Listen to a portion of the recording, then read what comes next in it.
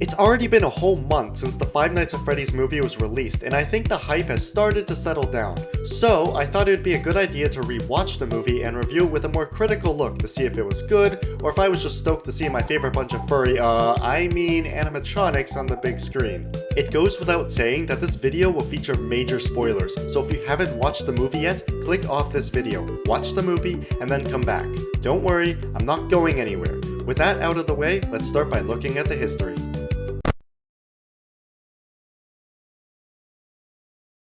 This will be brief, so we can get into the actual meat and potatoes here, but the FNAF movie has been in the works for a very long time, as far back as April 7th, 2015. It started off in the hands of Warner Bros, but fast forward to now where Blumhouse and Universal were chosen to make this film. It's also gone through several scripts that varied in concepts ranging from stuff like Charlie and a friend sneaking into Freddy's to retrieve a lost toy, to an attempt to adapt the Silver Eyes novel, to a bootleg of Ghostbusters. Yeah, the movie went to some dangerous waters, but luckily Scott landed on the most obvious choice: focus on Mike Schmidt from the first game and expand his character. Okay, that's all you really need to know, so now that you're caught up on the history of this movie, let's get into the story. The movie starts off as we watch a security guard doing his job at the pizzeria. He's having a rough night, and he doesn't get to see morning. Now the opening credits play with a really cool scene of the missing children's incident. I love that it's in the iconic 8-bit style of the minigames featured throughout the series. Not only that, but it's also accompanied by the perfect OST made by the Newton brothers. I love the inclusion of a children's choir. Anyways, the story takes place in the eyes of Mike Schmidt, the night guard you play as in the very first installment in the series. Now Mike is an interesting fella. He believes in dream theory. No, not that dream theory. He believes that you can unlock the details of a memory through reliving them in dreams. So to do this, he's got sleeping pills, a poster of Nebraska, and some nature sounds to put him in that frame of mind. In the dream, he's trying to figure out who was the person that kidnapped his younger brother Garrett. But back to his actual life, he starts off as a mall security guard, but well, let's just say he was very enthusiastic about his job.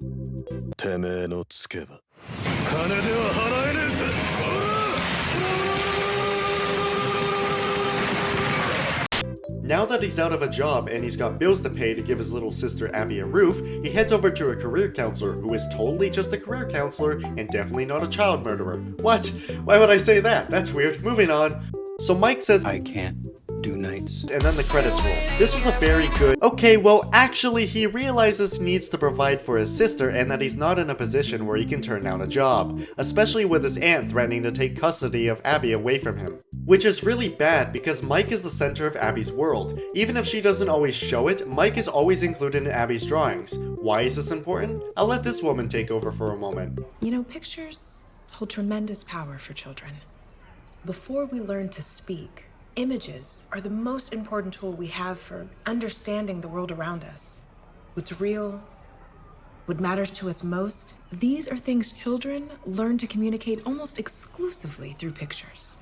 So he heads on over to the old pizzeria, takes a quick look around, and sleeps on the job since it's a good opportunity to revisit that dream. But uh-oh, now things are different. There are more kids in the dream. Mike scares them off, and that's the end of night 1. When Mike gets back home, Max, Abby's babysitter, makes a vague threat. It's okay.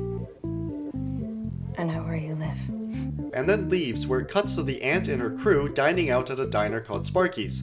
There, this waiter, who is nobody in particular, interrupts and says some pretty weird stuff about theories and whatnot, and then afterwards the crew comes up with an idea to sabotage Mike, and they settle on the idea to break into the pizzeria and just wreck the place. You know, since Mikey over here is supposed to be watching the place. Also, can we just take a moment to appreciate Doug? He is such a mood and is perfect in every scene he's in. Anyways, on the second night, Mike is back asleep and the kids are back. But they don't seem to like him very much. After that, Vanessa from Security Breach surprisingly shows up, and trust this night alone, she has more screen time than she ever did in that game. So, Vanessa lord dumps and Bonnie explodes. After that, they say goodbye, the place is unguarded, and someone is watching. Because Mike was very sleepy, he forgot to lock up all entrances, so the goons that the aunt hired are able to break in and smash the place up. But there's still one line of defense these guys didn't account for, so they don't quite make it back.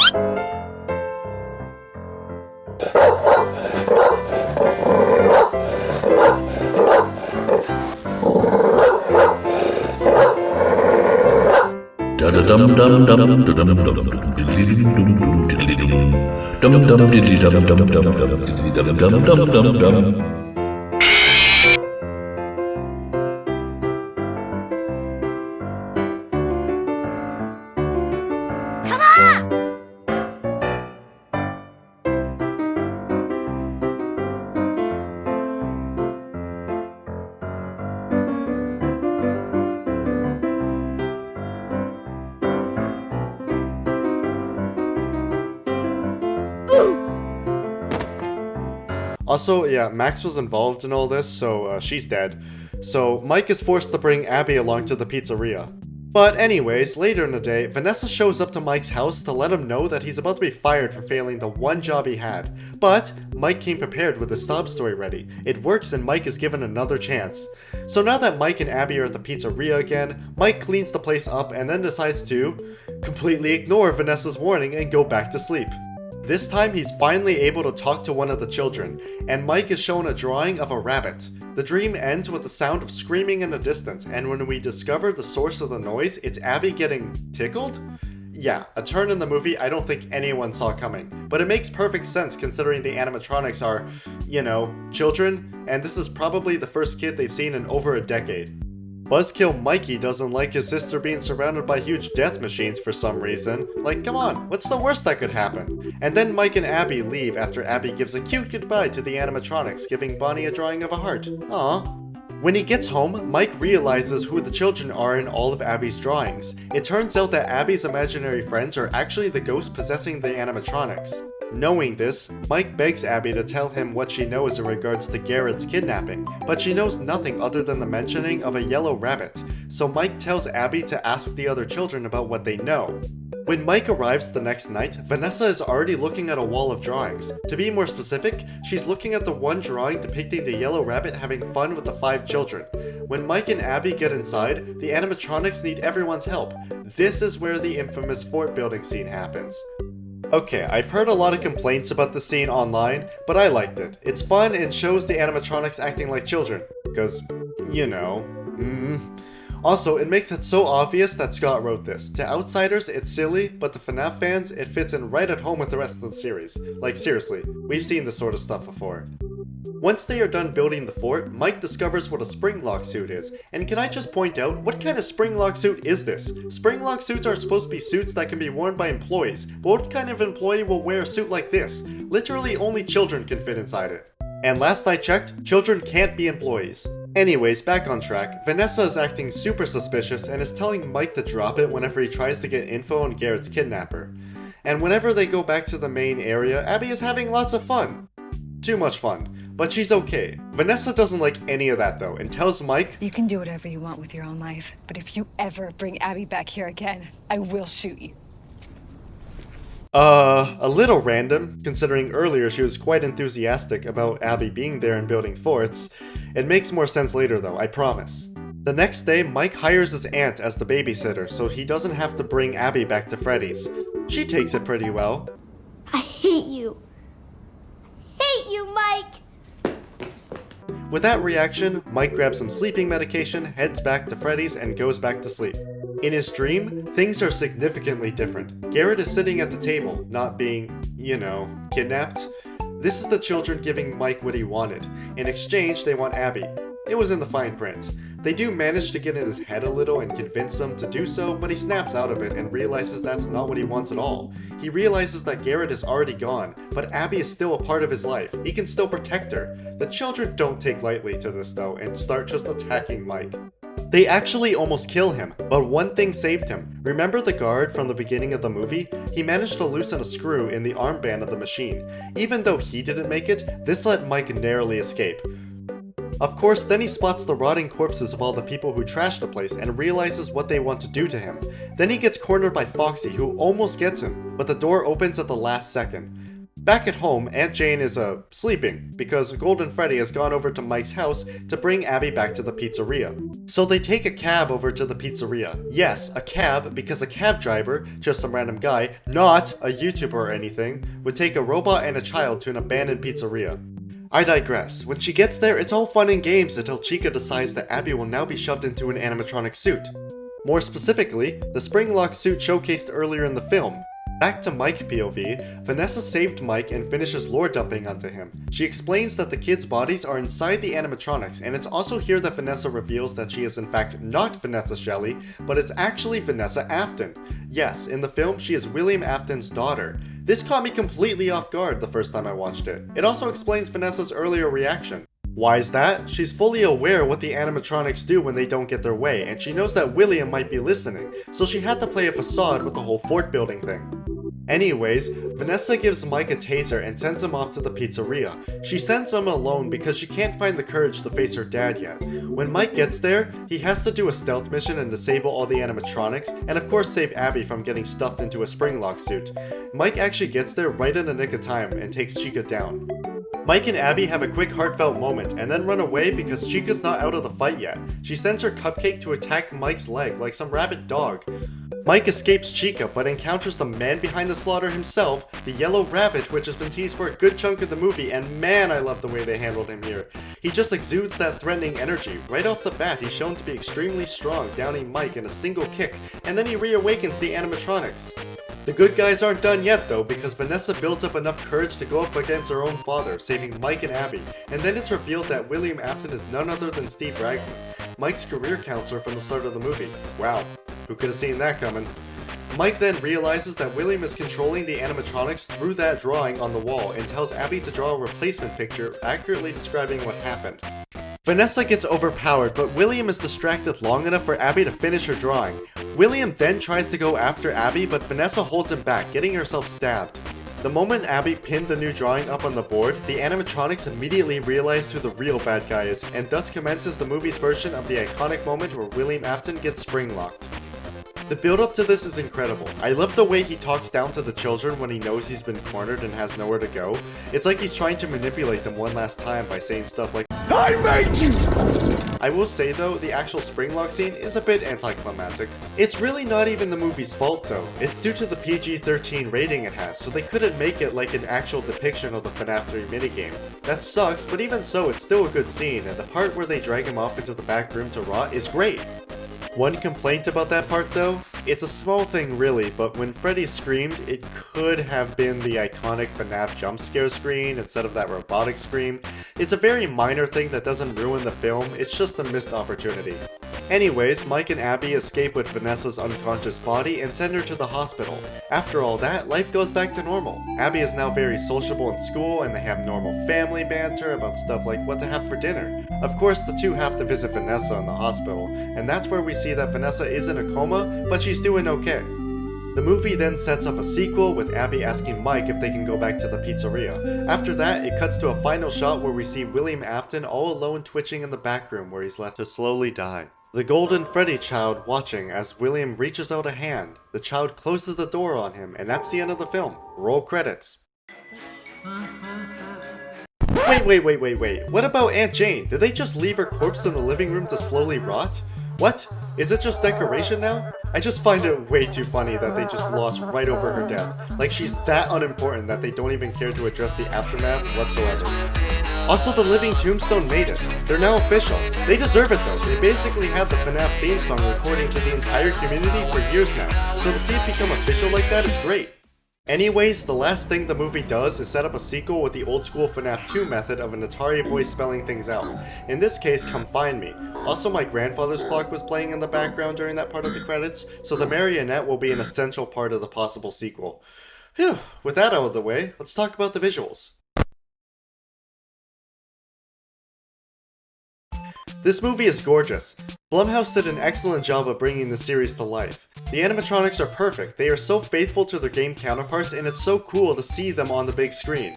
They aren't CGI either, they are using practical effects with real animatronics for some parts and human actors for the more haunted parts.